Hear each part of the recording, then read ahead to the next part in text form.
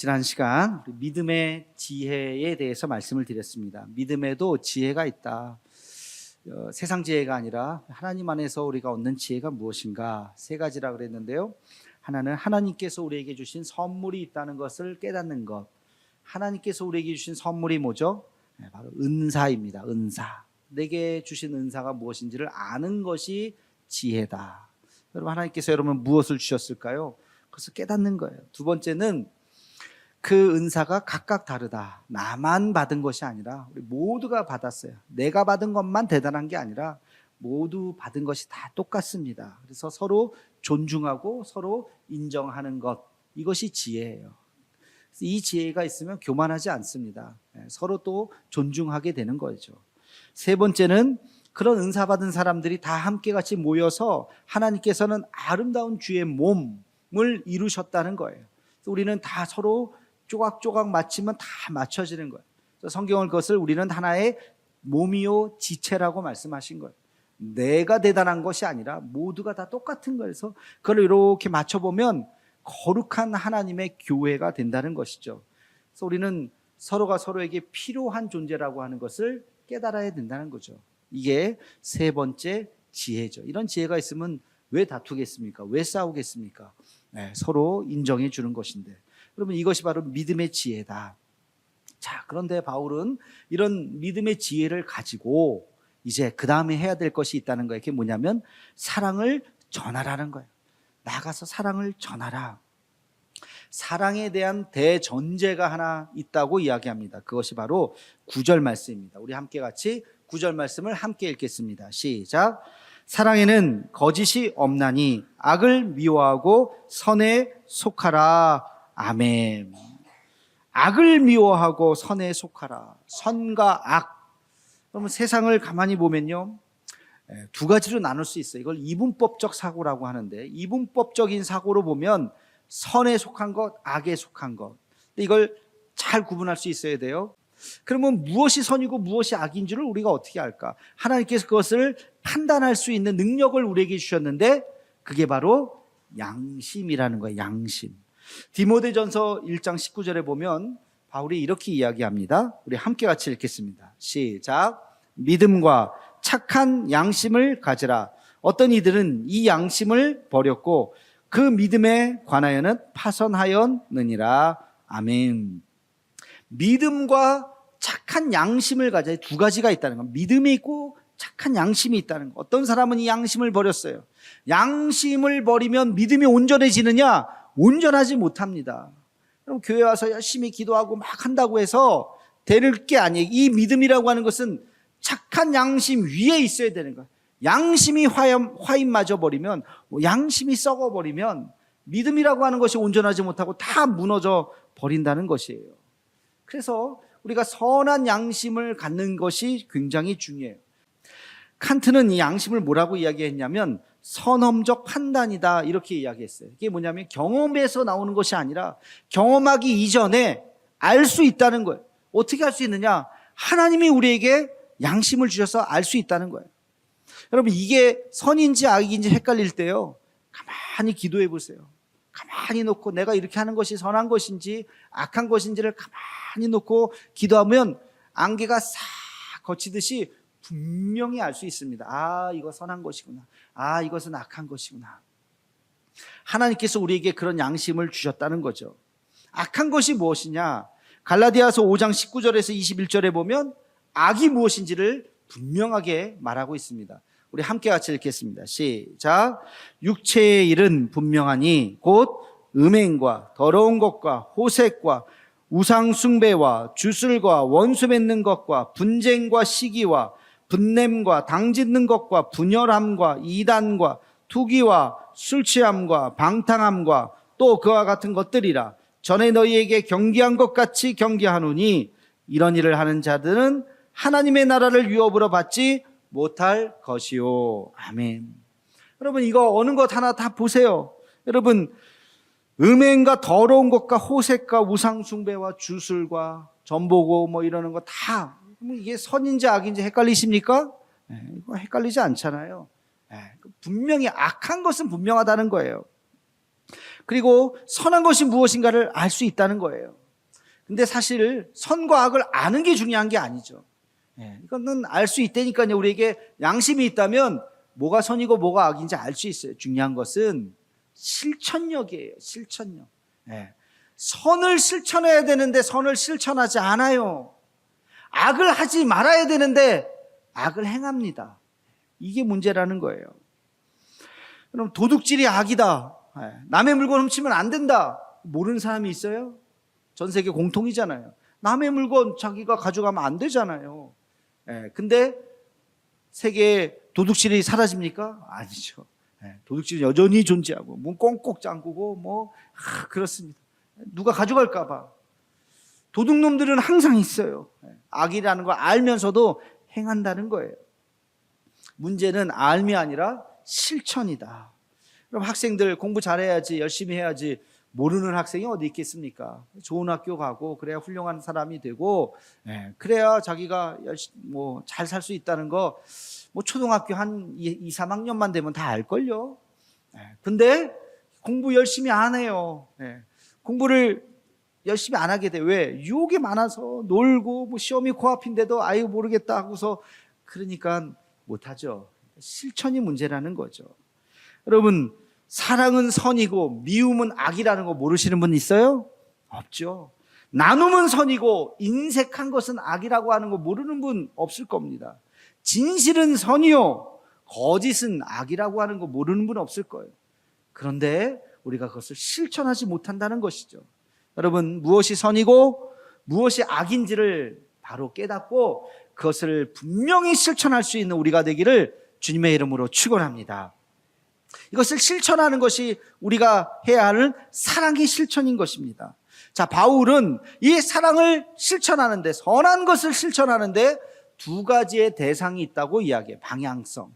첫 번째는요, 성도를 향한 사랑, 우리 안에서, 공동체 안에서 이렇게 사랑해야 된다라고 하는 것을 이야기하고, 그 다음에는 교회 밖에 세상을 향해서 너희는 이렇게 사랑해야 된다라고 이야기를 합니다. 오늘은 성도를 향한 우리 안에 어떤 사랑으로 채워야 하는가 하는 것에 대해서 먼저 말씀을 나누도록 하겠습니다. 성도에 대한 사랑, 첫 번째는요 10절 말씀에 있습니다. 우리 함께 같이 10절 말씀을 읽겠습니다. 시작. 형제를 사랑하여 서로 우애하고 존경하기를 서로 먼저 하며. 아멘. 형제 사랑, 우애, 존경하는 것, 한마디로 너희는 서로 존경하라는 거예요. 근데 아무리 읽어도 너무 추상적이에요. 여러분, 존경하다는 게 뭐예요? 서로 어떻게 존경해요, 우리가? 그냥 말로 존경합니다.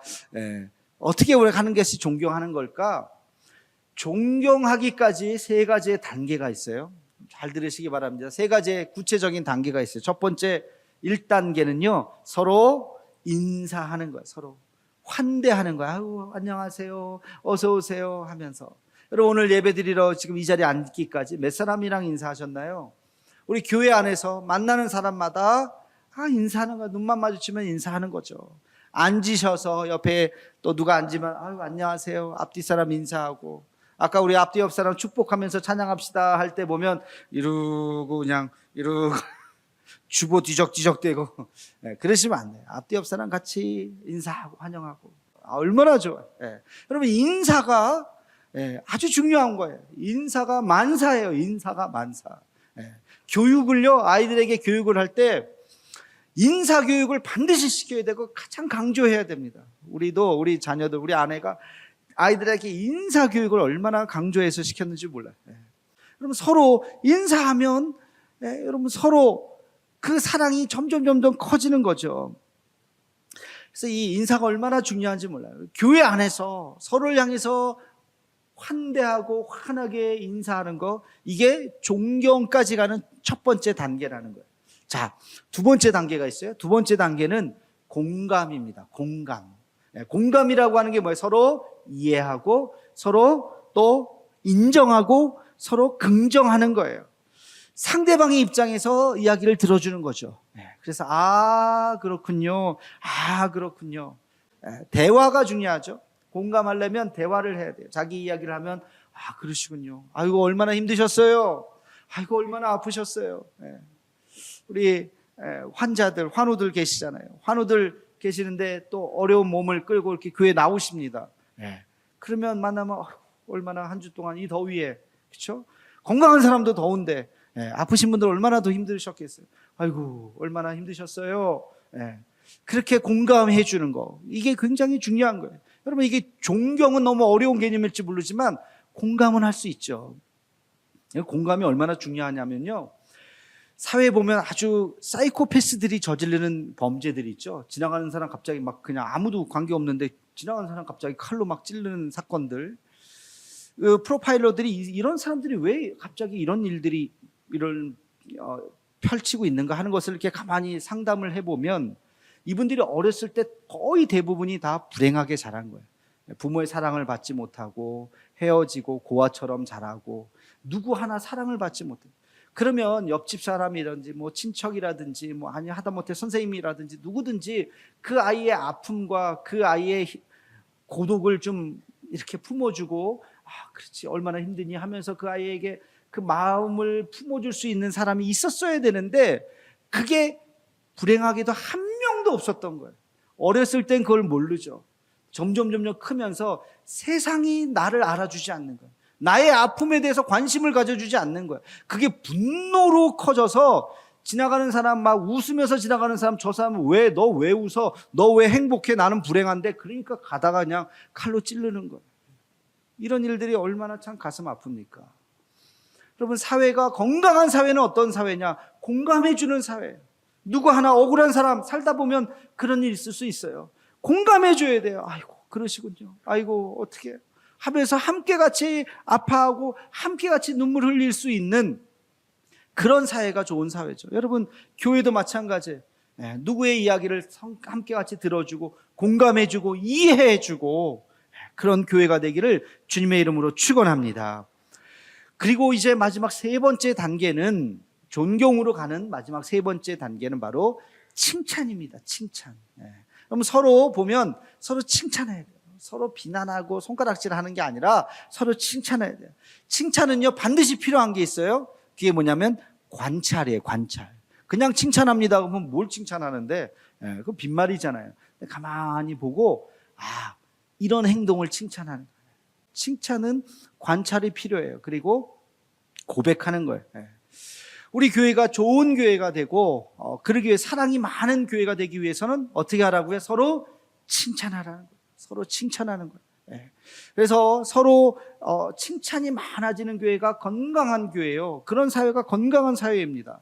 그래서 서로 환영하고 인사하고 반갑게 웃으면서 인사하고, 그 다음에 아이고 그러시군요, 공감해주고 교감해주고, 그리고 당신이 우리 교회에서 제가 보니까요 우리 교회에서 당신이 참 우리 장로님이 참 훌륭하신 것 같아요. 아유 얼마나 잘 섬기는지 몰라요. 그런 말을 하면 그게 사랑이라는 거예요. 그게 서로 존경하라는 말이 바로 그런 거예요. 어려운 게 아니에요. 뭐 존경하면 뭐 어떻게 합니까? 서로 그렇게 함께 같이. 이것이 첫 번째라는 겁니다. 우리 대도교회가 그런 사랑으로 가득한 교회가 되기를 주님의 이름으로 축원합니다. 두 번째, 바울이 말한 성도를 향한 사랑, 11절에서 13절까지 구체적인 것들이 나옵니다. 우리 함께 같이 읽겠습니다. 시작. 부지런하여 게으르지 말고 열심을 품고 주를 섬기라. 소망 중에 즐거워하며 환난 중에 참으며 기도에 항상 힘쓰며 성도들의 쓸 것을 공급하며 손대접하기를 힘쓰라. 아멘. 굉장히 여러 가지가 나와요. 제가 이걸 딱 정리해 보니까 한 7가지예요. 그래서 저는 이것이 신앙의 자기 점검표라고 생각합니다. 신앙의 자기 점검표. 여러분, 우리가 교회 안에서 내가 하나님의 사랑을 실천해야 되는데 자기 점검표 한번 제가 다시 한번 말씀해 볼 테니까 7가지 중에 5점 만점으로 한번 계산해 봅시다. 스스로 몇 점인가? 첫 번째, 나는 주님을 향한 열심이 있는가? 그럼 열심히 있으세요? 두 번째, 나는 신앙생활에 게으르지 않고 성실한가? 성실한가? 세 번째, 나는 소망 중에 즐거워하고 있는가? 다시 말해서 내게 기쁨이 있는가? 네 번째, 나는 환난이 와도 잘 인내하고 흔들리지 않고 잘 참고 있는가? 인내죠. 다섯 번째, 나는 항상 기도에 힘쓰고 있는가? 여섯 번째, 나는 성도들을 위해서 잘 베풀고 있는가?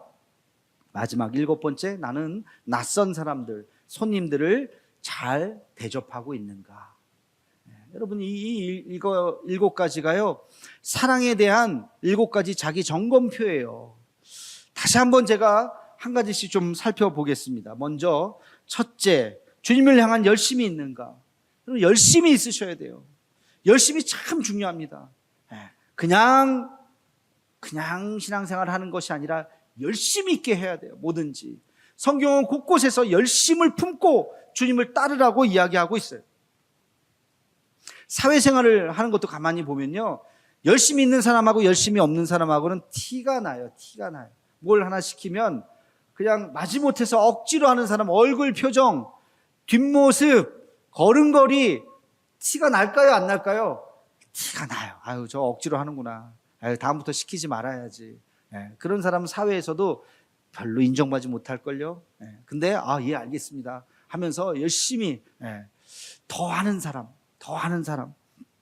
그런 사람이 아주 지혜로운 사람이죠. 그 열심히 있어야 되는 거예요. 두 번째는 성실한가? 한결같아야 돼요. 신앙생활은 한결같아야 돼요. 제가 이렇게 보면 꼭 그런 분들이 있어요. 열심히 나오다가 갑자기 사라지는 분이 있어요. 처음에 막 몇 년 동안 열심히 확 한다, 갑자기 쑥 사라져요. 그래서 아니 왜 갑자기 이렇게 어려운 일이, 왜 무슨 일이 있냐 그러면 목사님 제가 상처받았어요. 또 뭐 이런 일들을, 저런 일이 있어요. 뭐 집안에 무슨 일이 있어요. 뭐 교회에서 상처받은 이 일들이 있어요. 그러면 이해는 됩니다. 그러실 수 있겠네. 근데 그걸 이겨내야 돼요. 한결같아야 돼요. 상처 안 받고 어떻게 신앙생활 합니까? 아니, 상처 안 받고 어떻게 사회생활 합니까? 학교, 직장, 어디든지 사람 사는 데는요, 다 상처받게 돼 있어요. 말 한마디 뭐 이거 하면서 그냥 툴툴 털면서, 또 힘들면 또 기도하면서 이겨나가야지. 이겨나갈 때마다 우리 믿음이 점점 근육이 붙어서 커지는 거지. 상처받았다고 에이 하고서 그냥 교회를 떠나버리면, 죄송하지만 그분은 정착할 교회가 없어요. 어느 교회 가서든지 또 몇 년 다니다가 상처 안 받겠습니까? 상처를 주면 안 되지만 상처 받을 필요도 없고, 상처라는 게 있을 수밖에 없어요. 우리가 함께 하다 보면. 그러면 그걸 또 잘 이겨내야지. 여러분, 신앙의 성실함이 아주 중요합니다. 한결같아요. 여러분 지금 10년, 20년, 30년 신앙생활 하셨다면 여러분 스스로를 되돌아보세요. 내가 한결같은가? 너무 이렇게 롤러코스터 타기처럼 막 이렇게 굴곡이 있었던 건 아닌가? 세 번째는요, 소망 중에 즐거워하는가? 소망이라고 하는 것은 꿈이에요. 꿈, 미래에 대한 꿈. 여러분 어떤 꿈과 비전을 갖고 있습니까? 우리 교회에 대한 어떤 꿈과 비전을 갖고 있습니까? 그럼 교회 그냥 왔다 갔다 하는 데가, 우리 교회가 이런 교회가 되었으면 좋겠다, 꿈을 꾸고 그 꿈을 향해서 한 걸음씩 나아가는 것입니다. 저는 이번에 단기 선교 갔다 오면서 우리 이국찬 선교사님과 이제 쭉 단기팀이 또 선교사님이 자기 간증을 또 이야기를 해주셨어요. 10년 전에 우리 은퇴하신 장로님들 처음 가서 2015년이죠. 2015년 우리 5월, 6월 그때 갔어요. 처음 갔을 때 정말 선교사님이 선교 그만두려 했는데 하지 말아, 너무 힘들다. 정말 그때는 진짜 힘들었어요. 선교 포기하려고 그랬어요. 그때 우리를 딱 만나서 우리가 함께 손 잡아줬고, 그래서 계속 우리가 얼마나 매주 기도합니까? 기도해줬고, 10년이 지나가 지금은요, 그 치앙마이 노회뿐만 아니라 교단이 주목하는 교회가 됐어요.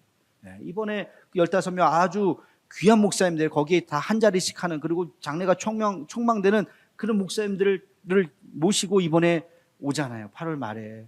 그 정도로 주목하는 교회가 됐다는 거예요. 10년 동안 그렇게 잘, 우리의 그냥 처음에 기도가 미래의 꿈처럼 이렇게 잘 현실이 된 거예요. 지금도 또 꿈을 꾸고 있습니다. 앞으로도 우리가 어떤 일들을 또 해나갈까. 우리 교회도 마찬가지예요. 여러분들 그런 꿈을 키우는 것이 그게 믿음인 줄로 믿습니다. 네 번째는요, 환난 중에 인내하는 거예요. 환난 중에 인내. 어떻게 살다 보면 좋은 일만 있겠습니까? 마음대로 안 되는 일, 힘든 일, 갑자기 생기는 어떤 불행한 일들 있을 수 있지요. 그러나 그럴 때 포기하고 좌절하고 낙심하는 것이 아니라 더 주님을 의지하고 더 하나님 앞에 나와서 기도하면서 그 시간을 잘 견디고 이겨나가면 하나님께서 새로운 시대를 열게 하실 줄로 믿습니다. 여러분, 교회도 마찬가지예요. 어느 교회 역사에 다 부흥만 되는 교회가 어디 있습니까? 가다가 보면 어려움도 있고 내부적인 어려움, 외부적인 어려움, 그러면서 또 교회가 힘들어지기도 하고, 그럼 교회 힘들어질 때 교회를 떠나시면 안 돼요. 우리 목사님들이 하는 얘기들 중에 무슨 얘기가 있냐면 공식 교회가 건축하면 3분의 1이 떠난다, 이런 공식과 같은 이야기가 있어요. 왜? 교회 건축하면 이거 교회 건축하면 또 헌금해야 되네, 뭐 그러니까 잠깐 좀 떠나야지 하면서 교회 안 나오는 분들이 생긴다는 거예요. 우스갯소리로 하는 공식과 같은 얘기. 여러분, 그러면 안 돼요. 그게 무슨 어려움이든지 교회가 힘들 때 더 열심히 나오셔야죠. 일주일에 한 번 나오다가 건축하면 일주일에 2번, 3번 더 나오셔야죠. 열심히. 그럴 때 그 인내를 통해서 교회가 더 단단해지는 줄로 믿습니다. 여러분, 5번째는요, 기도에 항상 힘써야 됩니다. 교회는 기도하는 곳이에요. 기도의 소리가 끊이면 안 돼요. 예배 자리마다 차고 넘쳐야 돼요. 지난주에 말씀드린 것처럼 우리가 예배를 소중하게 여기며 우리가 하나님 앞에 예배 자리에 항상 나오셔야 합니다. 6번째 보겠습니다. 6번째는 내가 잘 베풀고 있는가. 크고 작은 일들에 우리가 함께 같이 또 나누는 거죠. 이번에 선교를 다 갈 수는 없고 시간 되시는 분들 이렇게 몇 분이 가셨지만, 내가 이번에 시간은 못 내지만 마음으로 동참합니다 하면서 많은 분들이 이렇게 또 찬조도 해주시고 기도도 해주셔서 얼마나 감사한지 몰라요. 그런 우리가 마음을 함께 같이 모으는 거. 그래서 비록 우리가 25명이 갔지만 제 마음속에는 우리 온 교인들이 다 간 것 같은 그런 마음으로 가서 우리가 그 교회를 둘러보고 또 함께 같이 기도의 씨앗을 뿌리고 왔습니다. 작은 것 하나라도 우리가 베풀 수 있는 마음이 있어야 합니다. 마지막으로 7번째는 손님 대접을 잘하는 교회가 되어야 하죠. 예수님께서는 말씀하셨죠. 마태복음 7장 12절에 보면 남에게 대접을 받고자 하는 대로 너희도 남을 대접하라. 여러분, 이것을 신약의 황금률이라고 그래요. 신약의 황금률. 왜 황금률인가 하고 봤더니 로마 황제 알렉산더 세베루스가 이 말씀이 귀하다고 황금의 글씨를 새겨가지고 이렇게 붙여놨대요. 그래서 황금률이라고 하는 그러한 브리테니카 백과사전에 나오는 이야기예요. 사실인지는 모르겠어요. 하여튼 그만큼 이 말씀이 소중하다는 거죠. 여러분, 대접을 받고자 하는 대로 대접을 하라는 거예요. 그래서 대접을 잘 하시는 분들은요, 정말로 대접받습니다. 교회에 찾아오는 많은 분들이 있어요. 목회자들도 오고 선교사님들도 오고, 그러면 절대 그냥 돌려보내지 않습니다. 저도 식사를 섬기거나 하다못해 차례도 한 잔 섬기거나 여비를 드리거나 그러면서 오시는 분들을 잘 우리가 맞이하는, 그래서 굉장히 소중한 겁니다. 이게 다 사랑인 것입니다. 7가지의 신앙 점검표가 있다고 그랬어요. 저는 이 7가지의 신앙 점검표의 주어를 우리 교회는, 우리 성도들은 이라고 하는 주어를 한번 넣어서 다시 한번 읽어봤습니다. 자, 한번 여러분 들어보세요. 우리 교회는, 우리 성도들은 모든 일에 열정이 있는가? 우리 교회는, 우리 성도들은 게으름 없이 성실하게 한결같이 주님을 섬기고 있는가? 우리 교회는 소망 중에 즐거워하고 있는가? 우리 교회는 환난이 있을 때 인내하고 있는가? 우리 교회는 기도에 항상 힘쓰고 있는가? 우리 교회는 성도를 위해 잘 베풀고 있는가? 우리 교회는 손님을 잘 대접하고 있는가? 여러분, 우리 교회가 어떤 것 같습니까? 아니, 여기서 말하는 우리 교회는 누구죠? 우리 스스로예요. 우리 성도들은 어떻게 알고 있는가? 여러분, 이것이 우리를 향한 사랑이다. 바울은 구체적으로 그 믿음의 실천에 대해서 이야기하고 있습니다. 여러분, 이런 사랑이 우리 안에 가득 넘칠 수 있는 우리 대도교회가 되기를 주님의 이름으로 축원합니다.